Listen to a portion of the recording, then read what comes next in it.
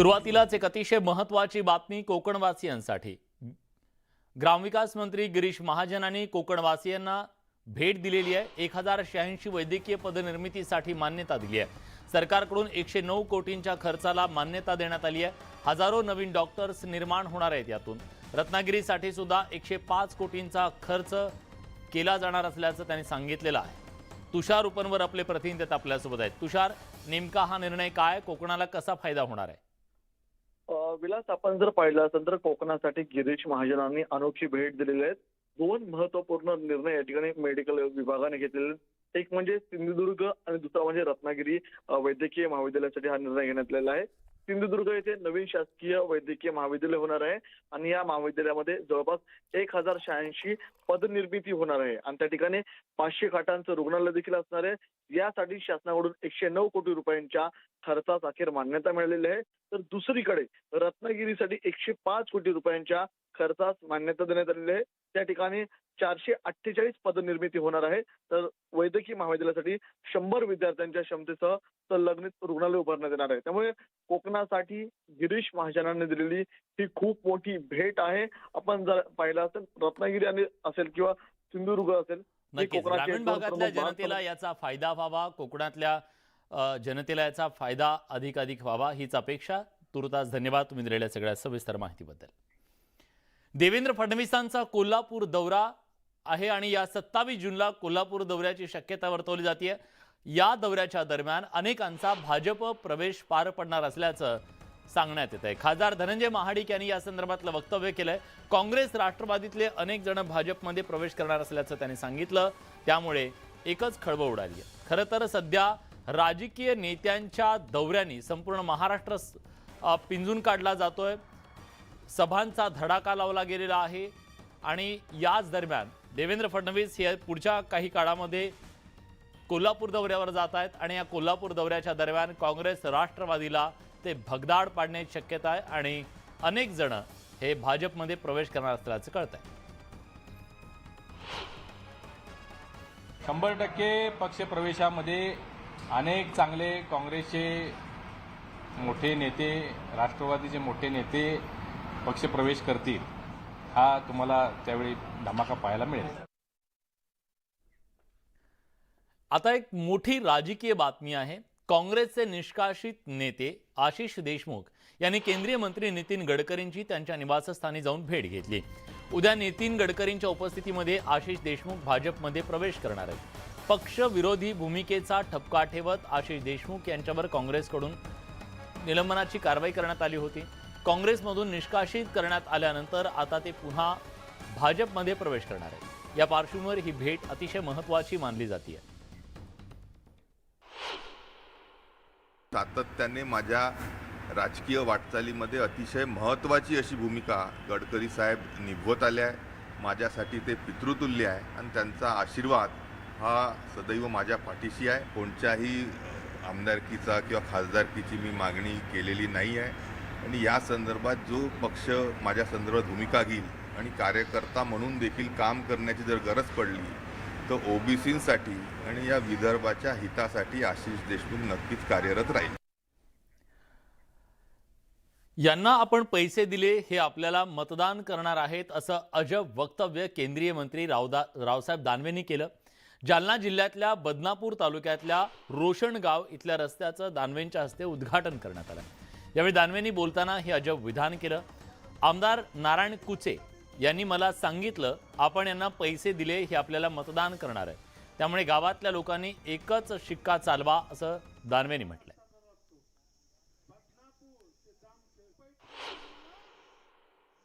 नारायणला सांगितलं मला की याला आपण पैसे दिले, आपलं मतदान करणार आहे, कोणाचं ऐकू नका, आपल्या गावाचं का आपण। अब कितने तारीख को मीटिंग है? 30 तारीख को मीटिंग है बिहार में। मैं कल ही बिहार से आया। बिहार में मीटिंग है, पहली मीटिंग बुलाई, कोई जाने को राजी नहीं था। अब फिर से मीटिंग बुलाई उन्होंने। अब मीटिंग में क्या तय करने वाले पता है आपको? कि भाजपा को गिराओ, सब जने गाओ, आओ चोरों बांधो बारा, आधा तुम्हारा ना आधा हमारा। अरे भैया, ये देश में कई बार अपोजिशन पार्टी एक साथ आके भाजपा को हराने की बात कर रही थी, लेकिन भाजपा नहीं हारा।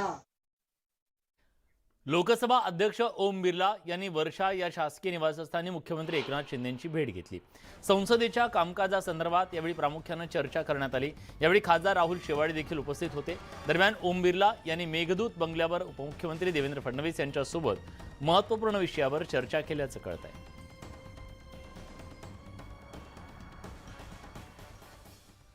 भ्रष्टाचाराच्या आरोपांवरून कृषी मंत्री अब्दुल सत्तार आक्रमक झालेत। या प्रकरणी ते विरोधी पक्षनेते अंबादास दानवे आणि चंद्रकांत खैरेंना नोटीस बजावणार आहेत। 150 कोटींच्या टेंडर प्रक्रियेत माझा काही संबंध नाही, मात्र तरीही मला टार्गेट केलं जातंय असं सत्तार यांनी म्हटलंय। वारंवार भ्रष्टाचाराचे आरोप केले जात असल्यानं त्यांनी अंबादास दानवे आणि चंद्रकांत खैरे यांना नोटीस पाठवण्याचा निर्णय घेतलाय।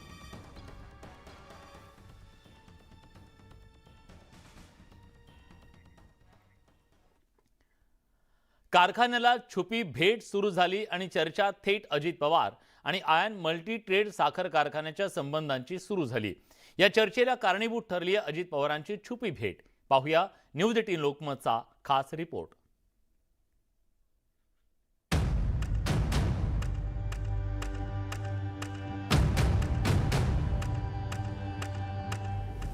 नंदुरबारच्या समशेरपूरचा हा आयान मल्टीट्रेड साखर कारखाना विरोधी पक्षनेते अजित पवार यांच्याशी या कारखान्याचा संबंध असल्याचा आरोप झाला होता। या आरोपांचा धुरळा खाली बसत नाही तोच अजित पवारांनी नंदुरबार दौऱ्यावरती असताना आयान कारखान्याला भेट दिली। सरकारी सुरक्षा बाजूला ठेवून अजित पवार या कारखान्याला भेट देण्यासाठी गेले होते। अजित पवारांची गुपचूप भेट माध्यमांपासून लपून राहिली नाही। अजित पवार जेव्हा कारखान्यातून बाहेर पडले तेव्हा मात्र ते कॅमेऱ्यात कैद झाले। कारखाना भेटीबाबत अजित पवार यांना विचारलं असता त्यांनी शेतकऱ्यांनी बोलावलं म्हणून गेल्याचं सांगितलं। त्या कारखान्याला का भेट देऊ नये? उद्या चला, हा सूरज चव्हाण आहे आणि यांनी सांगितलं इथं युनिट आहे। काल पण मला सांगितलं मी एखाद्याला भेट देणं म्हणजे काय ते तिथं अपवित्र झालं असं समजण्याचं कारण नाही। यंत्रणेने त्यांची चौकशी करण्याचं काम करावं।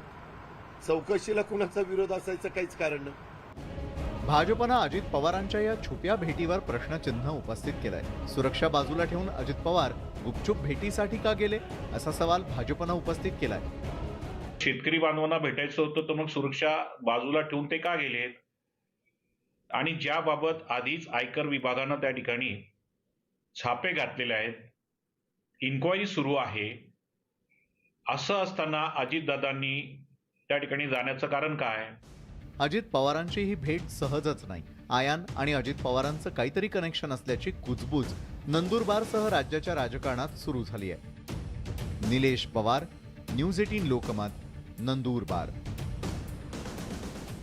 यानंतर यवतमाळमधून एक अतिशय धक्कादायक बातमी आहे।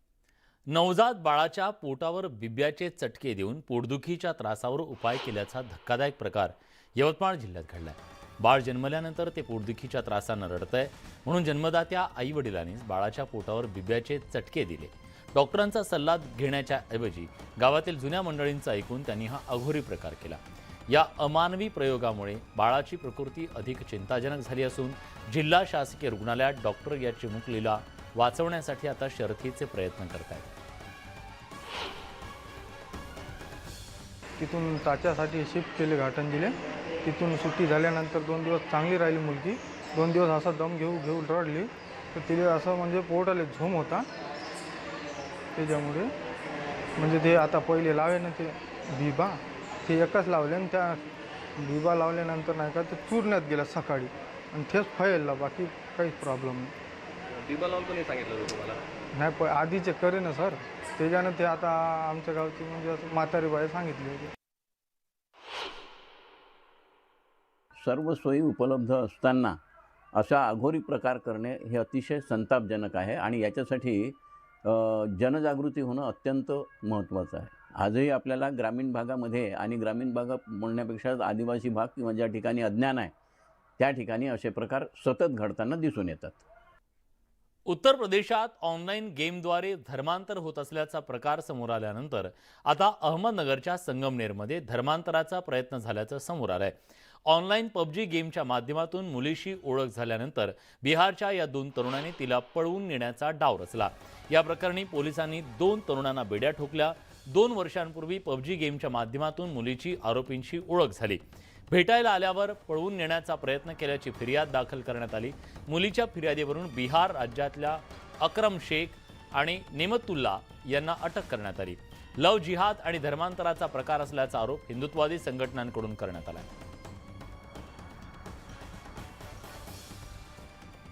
आता एक धक्कादायक बातमी लातूरातून आहे। लातूरच्या शासकीय वैद्यकीय महाविद्यालयात रुग्णांच्या जीवाशी खेळ सुरू असल्याचा धक्कादायक प्रकार समोर आलाय। रुग्णालयाच्या वॉर्डमध्ये ॲडमिट एका पेशंटला चक्क रुग्णालयाच्या गार्डनं इंजेक्शन आणि सलाईन लावल्याची घटना कॅमेऱ्यात कैद झाली। सर्वात महत्त्वाची बाब म्हणजे रुग्णालयातून डॉक्टर आणि नर्स गायब असल्याचं पाहायला मिळालं। रुग्णांबाबत रुग्णालय प्रशासनानं अधिक सतर्क असण्याची गरज असते, मात्र रुग्णालयाचा कारभार सुधारायला तयार नाहीये। रुग्णांच्या जीवाशी खेळणं ही किती गंभीर बाब आहे, त्यामुळे या गंभीर प्रकाराची रुग्णालय प्रशासन दखल घेईल का, हा सवाल उपस्थित झालाय।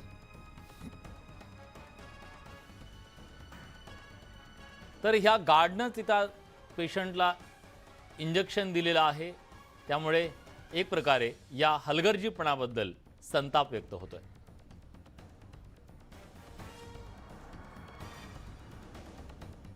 तर लातूरमधल्या शासकीय वैद्यकीय महाविद्यालयात हा सगळा प्रकार घडलेला आहे।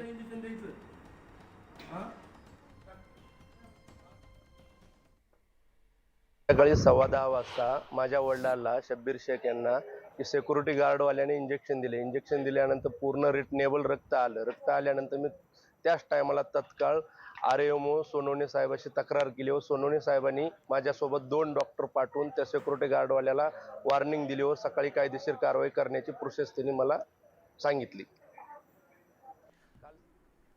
चेंबूरमध्ये अतिशय क्षुल्लक वादातून जमावानं घरात घुसून एका कुटुंबाला जबर मारहाण केल्याची घटना घडली आहे। विष्णुनगर भागात 11 जून रोजी ही मारहाण करण्यात आली।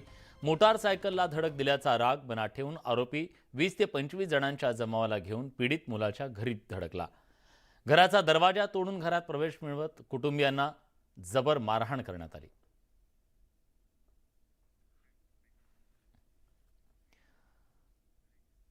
प्रसिद्ध कीर्तनकार इंदुरीकर महाराजांना लिंगभेदाविषयीचं वक्तव्य भोवण्याची शक्यता आहे। या प्रकरणी इंदुरीकर महाराजांवर गुन्हा दाखल करून खटला चालवण्याचे आदेश कोर्टाने दिले। मात्र या प्रकरणी सर्वोच्च न्यायालयात दाद मागण्यासाठी कोर्टाने इंदुरीकर महाराजांना 4 आठवड्यांची मुदत दिली आहे।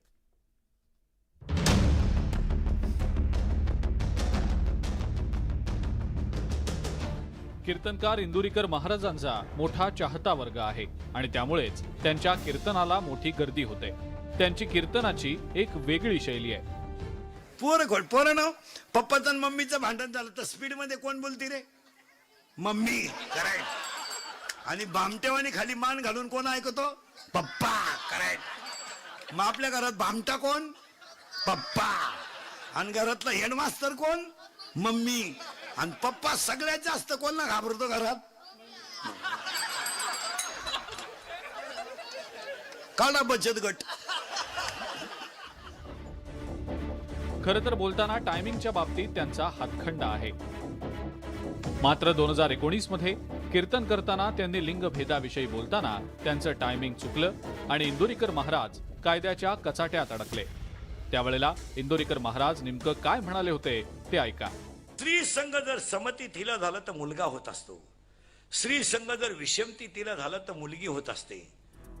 समतारखेला स्त्री संघ केल्यास मुलगा होतो तर विषम तारखेला स्त्री संघ केल्यास मुलगी होते असा दावा इंदुरीकर महाराजांनी केला होता। या विरोधात अंधश्रद्धा निर्मूलन समिती आणि जिल्हा शल्य चिकित्सकांनी तक्रार दाखल केली होती। त्यानंतर जिल्हा महानगर दंडाधिकाऱ्यांच्या कोर्टात या प्रकरणावर सुनावणी झाली। महानगर दंडाधिकाऱ्यांनी इंदुरीकर महाराजांच्या विरोधात गुन्हा दाखल करण्याचे आदेश दिले होते। त्याला सत्र न्यायालयात आव्हान देण्यात आलेलं होतं। सत्र न्यायालयानं इंदुरीकर महाराजांविरोधातला गुन्हा रद्द करण्याचा आदेशही दिलेला होता।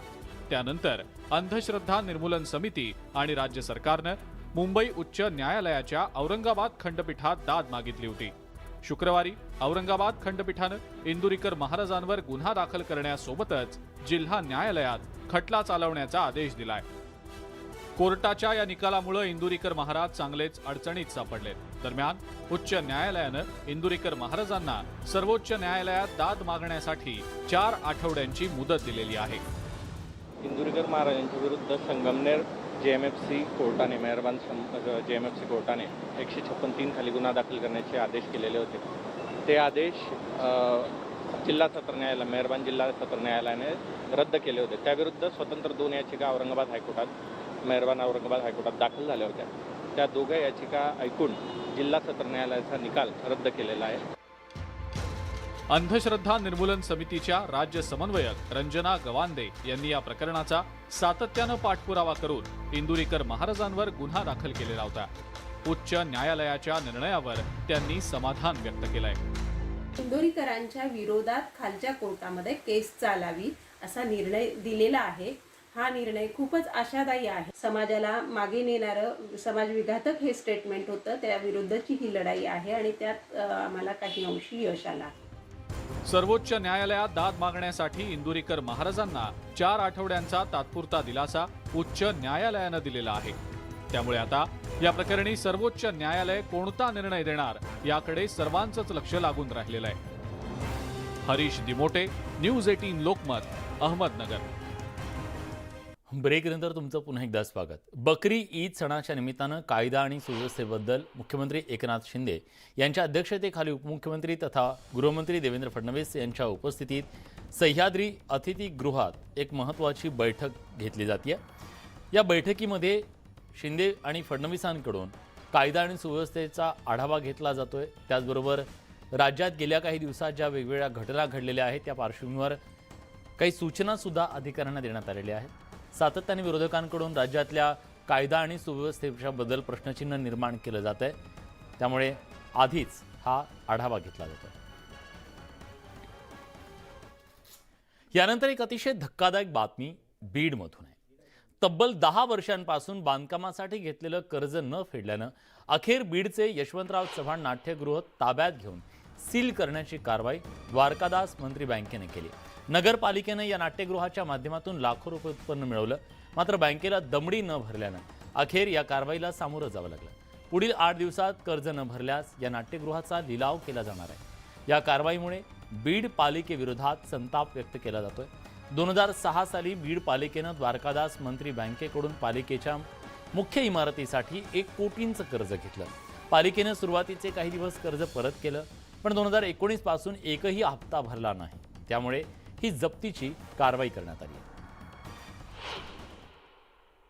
तर द्वारकादास मंत्री बँकेने 2006 साली 1 कोटी रुपये नगरपालिकेला बांधकाम कर्ज दिलेले होते, परंतु त्यांनी अनियमितता त्यांच्या भरण्यामध्ये आल्यामुळे बँकेने सरपेसी ॲक्ट 2002 खाली सदरील इमारत ही ताब्यात घेतलेली आहे, प्रतिकात्मक ताबा घेतलेला आहे आणि आज रोजी त्यांच्याकडे 1 कोटी 4 लाख रुपये बाकी आहे.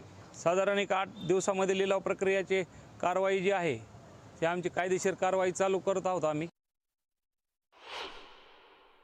2004 साली आम्ही त्यांच्याकडून 1 कोटी लोन घेतलं होतं नाट्यगृहासाठी, म्हणजे प्रशासकीय इमारत बांधण्यासाठी, आणि त्याला मॉर्गेज नाट्यगृह ठेवलं होतं. आजपर्यंत आम्ही 4 पासून आतापर्यंत त्यांना 2 कोटी 9 लाख रुपये भरणा केलेली आहे आणि तरी त्यांनी आमच्यावरती 1 कोटी 4 लाखाचं थकबाकी दाखवलं. सो मी त्यांना पत्र देऊन त्यांच्या मॅनेजरला बोलवलं होतं की 1 कोटी 4 लाख आमच्याकडे थकबाकी कशी दाखवावी, आम्ही भरायला तयार आहेत. असे असताना मॅनेजर आमच्या बैठकीला आलेच नाही. त्यांनी वसुली कर्मचारी पाठवले आणि जेव्हा आम्ही त्यांना म्हणलं 1 टाईम सेटलमेंटसाठी आम्ही किती भरावं सांगा, तर त्यांना काही सांगता नाही आलं. ते म्हणे आमचे हे अधिकार नाही, मी मॅनेजरला बोलून तुम्हाला वेळ आणि हे कळवतो. त्याच्यानंतर त्यांनी आम्हाला कुठलीही पूर्वसूचना लिखित न कळवता डायरेक्टली आज ही स्टंट केलेला. यानंतर राज्यातल्या शेतकऱ्यांच्या दृष्टीने अतिशय महत्त्वाची बातमी. बोगस बियाणं विक्री प्रकरणी मोठी कारवाई समोर आली आहे. कृषी विभागाने बोगस बियाण्यांची विक्री करणाऱ्यांवर कारवाईचा बडगा उगारत आतापर्यंत 4 कोटी रुपयांचं 274 मेट्रिक टन इतकं बियाणं जप्त केलं. आतापर्यंत 194 दुकानदारांचे विक्री परवाने रद्द केले, तर 153 बियाणे दुकानदारांची दप्तर तपासणी सुरू आहे. अवैध बियाणं विक्री प्रकरणी कृषी विभागाकडून 181 केसेस दाखल करण्यात आल्याची माहिती आहे. राज्याचे कृषी आयुक्त सुनील चव्हाण यांनी न्यूज 18 लोकमतला ही माहिती दिली आहे. 3 दिवसापूर्वी नांदेडमधील नायगावला सोयाबीनचा अशा पद्धतीनं एक बोगस बियाण्याचा साठा आपल्याला आढळून आला. वर्ध्याला कपाशीच्या अनुषंगानं बोगस बियाण्याचा साठा जो आहे तो आढळून आला. जालन्यामध्ये आपल्याला काही ठिकाणी कीटकनाशकाचे देखील असे हे आढळून आलेले आहे. 6 कोटी रुपयाचे अशा पद्धतीच्या ज्या बोगस निविष्ठा आहेत किंवा चुकीच्या निविष्ठा आहेत त्या आपण त्या ठिकाणी जप्त केलेल्या आहेत. जवळजवळ 25 कोटी रुपयाच्या वरच्या मालाला आपण स्टॉप सेल दिलेला आहे. हा ओव्हरऑल कारवाई आतापर्यंत जी ह्या मागच्या 15-20 दिवसामध्ये झालेली आहे ती आहे. भुसावळ शहरातील जुगादेवी परिसरात कोट्यवधी रुपयांचा निधी खर्च करून क्रीडा संकुल उभारण्यात आलं. मात्र क्रीडा संकुलाच्या संरक्षक भिंती नसल्यानं या संकुलाची दुरवस्था झाली आहे. संकुलाच्या खिडक्या आणि इतर साहित्य लंपास करण्यात आले. शिवाय संकुलात अनेक ठिकाणी तोडफोड सुद्धा झाली आहे. विशेष म्हणजे संरक्षक भिंतीसाठी 7 कोटी रुपयांचा निधी मंजूर होऊन सुद्धा काम पूर्ण न झाल्यानं क्रीडाप्रेमी आणि खेळाडूंमध्ये नाराजीचा सूर आहे. भुसावळ शहरामध्ये एकमेव क्रीडा संकुल हे प्रशासनातर्फे बांधण्यात आलेलं होतं. गेले 8 वर्षापासून ह्या क्रीडा संकुलची जे अवस्था आहे अत्यंत दुरवस्था झालेली आहे. इथे मोठ्या प्रमाणात झाडी झुप्पी झालेली आहे. इथे ह्या क्रीडा संकुलात कुठेही कंपाऊंड वॉल केलेले नाही आहे आणि हा जो क्रीडा संकुल आहे हे पूर्ण जीर्ण झालेला आहे. याचसाठी आपल्यासोबत इथले क्रीडाप्रेमी आहे ते आपण त्यांच्याकडनं जाणून घेऊ. काय बोलणार बाळा तू हे क्रीडा संकुलबद्दल? काय नाही, पहिले छान होतं, आता इथं कोण दुर्लक्ष केलं. याच्यामुळे कोणी खेळासाठी आम्हाला जागा चांगली भेटत नाही. हिला परत चालू करू शकता तर करू चांगलं होईल आमच्यासाठी. तुम्ही आपल्या मुलासोबत इथे खेळण्यासाठी आलेले आहे क्रिकेट वगैरे, तर इथे खेळण्यासाठी आहे का काय व्यवस्था वगैरे? आम्ही दररोज इथे येतो पण खेळण्यासाठी कुठलाही ट्रॅक किंवा मैदान नाही. या क्रीडा संकुलाची जी जीर्ण अवस्था झालेली आहे किंवा जे दारं खिडक्या तुटलेली आहे, ट्रॅक नाही, ग्राउंड नाही, खेळायला झाडी झालेली आहे, तर प्रशासनाने याच्याकडे लक्ष घातलं आणि ही व्यवस्था जर करून दिली तर आमच्यासारखे क्रीडाप्रेमी किंवा इतरही जे खेळाला उत्सुक असतात ते येतील. इम्तियाज अहमद, न्यूज 18 लोकमत, भुसावळ. अभिनेते धर्मेंद्र यांचा नाशिक जिल्ह्यातल्या एका शाळेसोबत जवळचा संबंध आहे. मात्र वादळात शाळेच्या काही वर्गावरचे पत्रे उडून गेले, भिंतीही पडल्या. त्यामुळे धर्मेंद्र यांनी लक्ष देण्याची मागणी केली जाते. पाहूया त्याविषयीचा खास रिपोर्ट.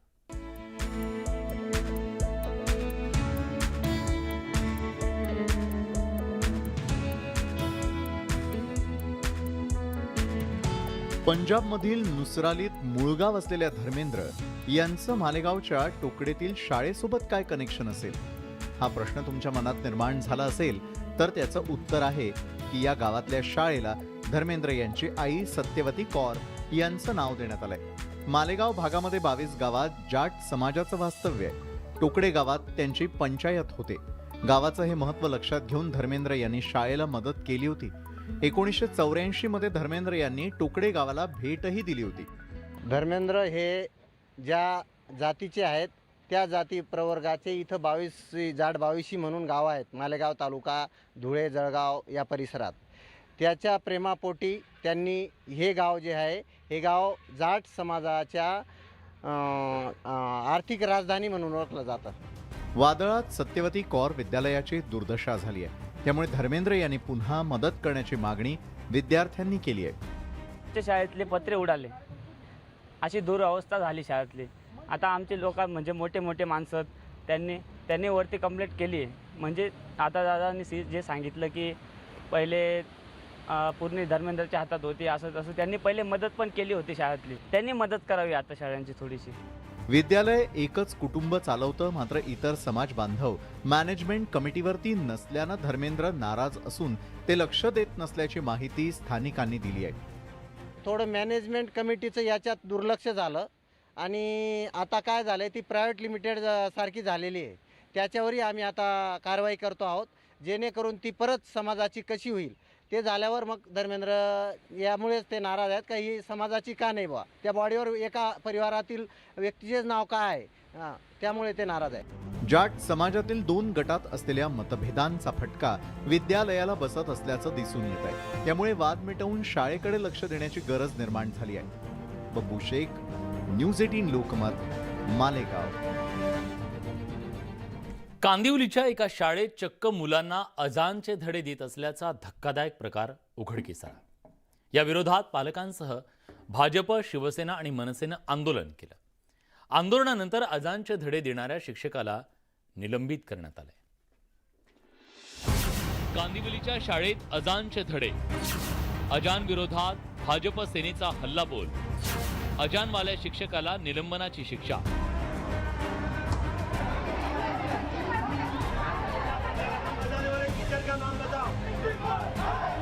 मुंबईतल्या कांदिवलीच्या कपोल शाळेतल्या अजानच्या कथित व्हिडिओनं पालकांच्या संतापाचा पारा चढला.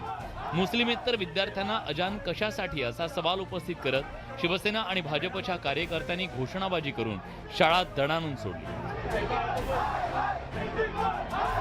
भाजपचे आमदार योगेश सागर यांनी शाळा प्रशासनाला थेट सवाल विचारला. सकाळची अजान जाणून बुजून वाजवली आहे, त्याला आम्ही सस्पेंड करतोय आणि त्यामुळे या सस्पेन्शन नंतर सगळ्या होणारा सुनवाईला पॅरेंट्सलाही त्याचा पाठ करा अशी आमची मागणी आहे आणि ती त्यांनी मान्य केली आहे. शाळा प्रशासनानं लोकभावना पाहून या प्रकरणी दिलगिरी व्यक्त केली. शिवाय ज्या शिक्षकानं अजान वाजवली त्याला तातडीनं निलंबित केल्याची घोषणा केली. आज से ऐसा नहीं होगा, हमारा स्कूल हिंदुत्व ही है और गायत्री मंत्र होता है, सरस्वती वंदना होता है, गणपति पूजन होता है और नवरात्रि का पूजन होता है. सब हिंदू ही है, हम लोग 16 बार माला भी करते हैं. हम टीचर को सस्पेंड किया और मेरा आश्वासन है कि हिंदू ही इधर प्रचार होगा, हिंदुत्व का. मनसेने शाळेत हनुमान चालिसाचं पठण करण्याचा इशारा दिला. अजानच्या या कथित प्रकारामुळे पालकांमध्ये भीती आहे. शाळा प्रशासनाचा हा भलताच प्रयोग त्यांच्या चांगलाच अंगाशी आलाय. विनय दुबे, न्यूज 18 लोकमत, मुंबई. पंढरीच्या वाटेवर असणाऱ्या बाजीराव विहिरीतील पाणी हे सध्या अस्वच्छ आहे. शेकडो वर्षांपासून वारकरी पायी पंढरपूरकडे जाताना हीच बाजीरावची विहीर भक्तांची तहान भागवायची. मात्र सध्या या विहिरीचं पाणी अस्वच्छ आहे. ऐतिहासिक विहिरीची ही दुरावस्था झाली आहे. तर यंदा बाजीराव विहिरीच्या साक्षीनं उभं रिंगण होणार नाहीये. कारण राष्ट्रीय महामार्गावरील पुलामुळे हे उभं रिंगण रस्त्याच्या पलीकडे होईल असं सांगितलं जात आहे. या संदर्भातला आढावा घेतलाय आमचे प्रतिनिधी वीरेंद्र सिंह उत्पात यांनी. धावा धावा पंढरीनाथा मंदिर समीप आले. आता वाखरी येथील जे बाजीरावची विहीर आहे, जिथं गोल उभं रिंगण होतं, त्या बाजीरावच्या विहीर इथं आहोत. पुण्यश्लोक अहिल्यादेवी होळकर यांनी ही विहीर बांधलेली आहे आणि त्याच्या समोरच जो मुख्य पालखी मार्ग तयार झालेला आहे, जो रोड गेलेला आहे, तो आहे. केंद्रीय मंत्री नितीन गडकरी यांच्या प्रयत्नामुळे ही विहीर वाचलेली आहे. परंतु जो पलीकडं जे होणार होतं गोल रिंगण, हे या ब्रिजच्या या पुलाच्या पलीकडं असणार आहे. आणि सकाळची न्याहारी दशमीला केल्यानंतरनं ज्या वारकऱ्यांची तहान भागवत होती, ही विहीर मात्र इकडं या अलीकडच्या भागात आहे. विहीर अस्वच्छ आहे पूर्णपणे. प्रशासनाने पूर्ण ही विहीर आत्तापर्यंत स्वच्छ केलेली नाही. पुरातन विहीर जतन झाल्याचा आनंद आहे.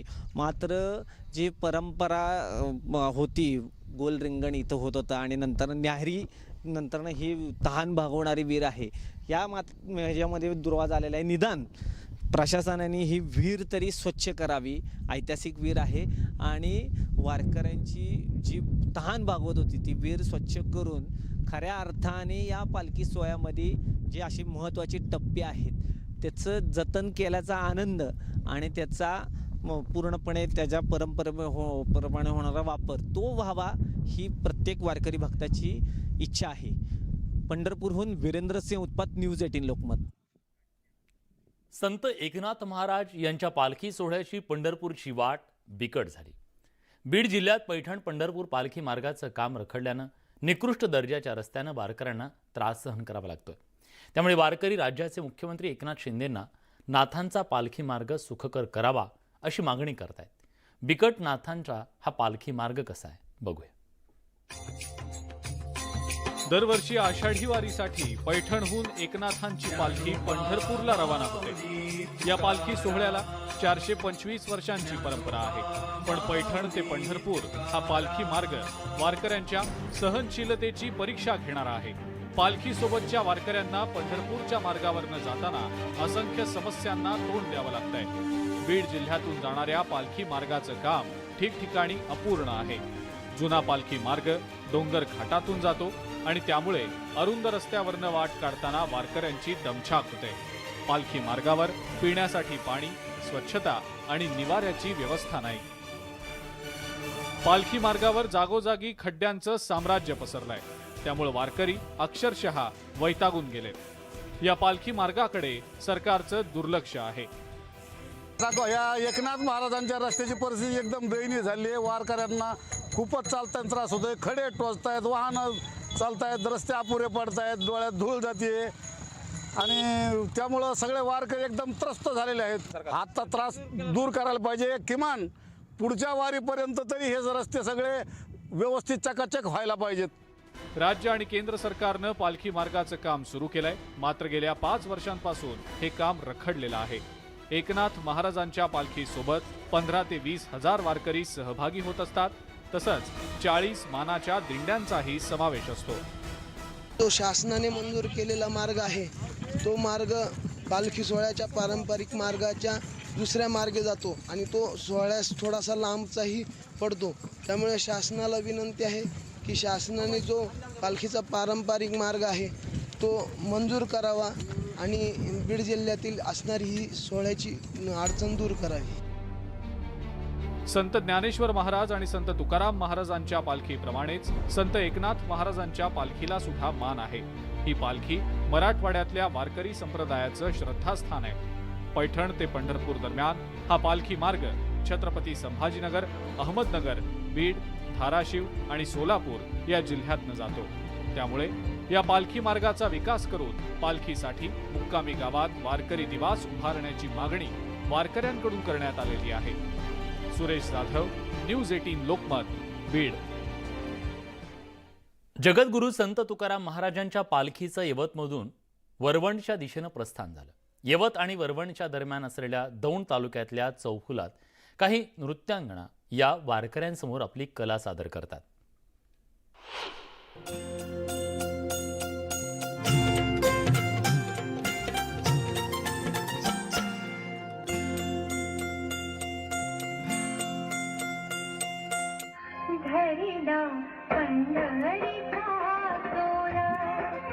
या आहेत न्यू अंबिका कला सांस्कृतिक केंद्रातील नृत्यांगना.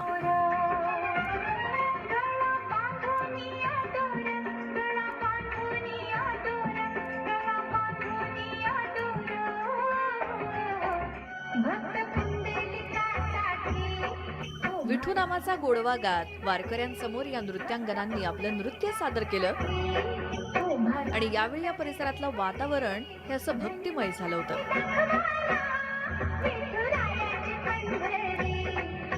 परंपरेनुसार गेली 31 वर्ष झाले आम्ही वारकऱ्यांची सेवा करतोय. म्हणतात ना, साधू संत येती घरात तोची दिवाळी दसरा. तसं वारकऱ्यांची सेवा करताना आम्हाला आनंद होतो. वारकऱ्यांच्या रूपातच आम्हाला विठ्ठल भेटीचा आनंद मिळतो. यवत आणि वरवण या महामार्गावरून अनेक पायी दिंड्या जात असतात.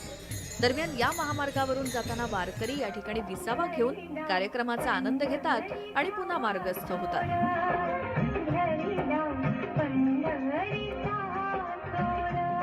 याच्यामध्ये एवढा आनंद होतो की आता ते सांगू शकत नाही आम्ही शब्दामध्ये. आणि जे लावणी आहे, कीर्तन आणि लावणी भुलली अभंगाला, म्हणजे जी लावणी आहे ती अभंगाला भुलली आहे. असं विठ्ठलाचरणी आमची कला अर्पण करताना आम्हाला जो आनंद होतोय तो शब्दात पण सांगू शकत नाही. मागील 31 वर्षांपासून हे कला केंद्र कलेच्या कार्यक्रमाबरोबरच अन्नदानाचं देखील आयोजन करते. पुंडलिकासाठी वर्षभरातील कार्यक्रमातून कमावलेला पैसा हा वारकऱ्यांच्या सेवेसाठी उपयोगात आणून विठ्ठलाची सेवा करण्याचा भाव त्यांना मिळतो. सुमित सोनावणे, न्यूज 18 लोकमत, वरवण. पंढरी धनी मलाही दाखवाना विठुरायाची पंढरी. ब्रेक नंतर तुमचं पुन्हा एकदा स्वागत. यानंतर एक अतिशय थरारक व्हिडिओ. वाघानं केलेल्या गायीच्या शिकारीचा व्हिडिओ सध्या भलताच व्हायरल होतोय. मध्य प्रदेशातल्या बांधवगड अभयारण्यातल्या जांभोल इथं नर वाघानं ही शिकार केली. या शिकारीमध्ये वाघाची चपळता, त्याचा दरारा स्पष्टपणे दिसतोय. दबक्या पावलाने एक गायीची शिकार करताना त्या नेमकेपणानं आपलं लक्ष साधलं.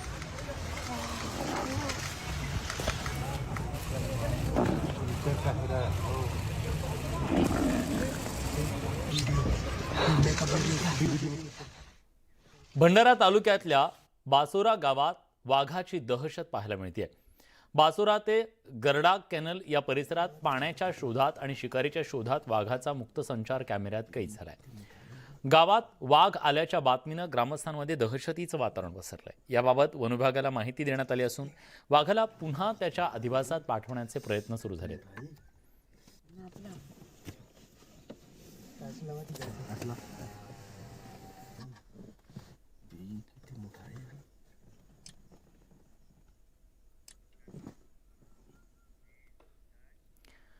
बिपरजॉय चक्रीवादळाचा मोठा तडाखा गुजरातला बसतोय. गुजरातमध्ये जोरदार वाऱ्यासह मुसळधार पाऊस सुरू आहे. या वादळी वाऱ्यासह झालेल्या पावसानं कच्छ आणि सौराष्ट्रात मोठ्या प्रमाणात नुकसान झालंय. घरांचंही अतोनात नुकसान झालंय. चक्रीवादळामुळे 23 जण जखमी झालेत, तर राज्यातील किमान 1000 गावांचा वीज पुरवठा खंडित झालाय. ठिकठिकाणी मोठी झाडं कोसळली आहेत. वाहनांचंही प्रचंड नुकसान झालंय.